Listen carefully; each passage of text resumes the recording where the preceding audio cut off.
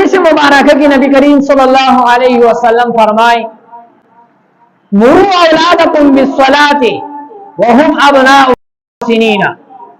چې تاسو خپل اولاد ته د مانځه حکم کوئ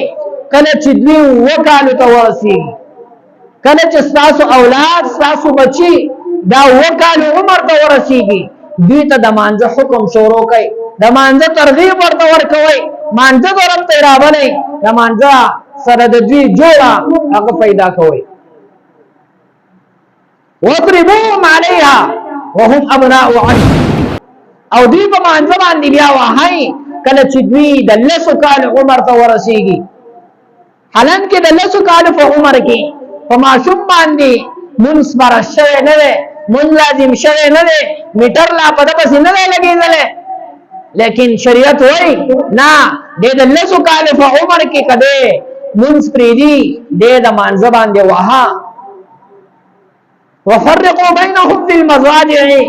او د دې لاستي ځایونه چې کوم دي هغه جدا کړه د 10 کال په عمر کې،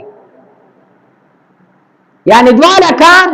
یا یو ولک یو جنې خیر ته کرو خور دي چې 10 کال عمر ته ورسیږي نو مناسب نه ده چې دوی واړه یو ځای سم په یو بستر باندې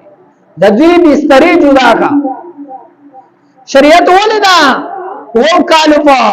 عمر کې حکم کړی دی چې تاسو دوی ته د مانځه حکم کوئ او د 10 کال په عمر کې وهئ.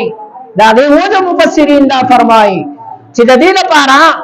چې د 2 کال په عمر کې د مانځه ترغیب ورکوا، کله دې ترغیب باندې د مانځه عادي جوړ نشي په 3 کالو کې، د 10 کال په عمر کې د په حد کې دننه هغه د په مانځه باندې سزا ورکوا، د په مانځه باندې وها د دې لپاره چې د مانځه سره د مینه پیدا شي، محبت پیدا شي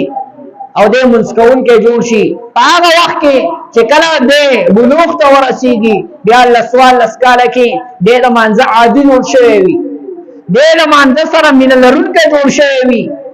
دا سینا کده باندې د میټر چې کم دی هغه شتات شي د الله رب العالمین د طرفنا، او د یو د بلوغ ته ورسیږي د مانځه نه ناشناوي، د مانځه مسائل احکامات نه معلوم، د مانځه په طریقه باندې نه پوهیږي، د امام سره وسرنګ منځ کوما په هغه طریقه باندې نه پوهیږي، او دلته پسې هغه د الله تر طرفنا حکم راغی چې وسمنځ کوا مونږ در باندې پر شوه دی، نو بیا به خامخا کال نیم په د باندې چې کم نه د دنه به کوتاهی کیږي. دیو دې شریعت مخکې د تلار هوا راکړه چې ته چې کم نه داسې کوا خپل اولاد د مانځه سره عادي جوړ کا. دا د مانځه اهمیت طرف ته اشاره ده، پدې د مانځه اهمیت طرف ته اشاره ده.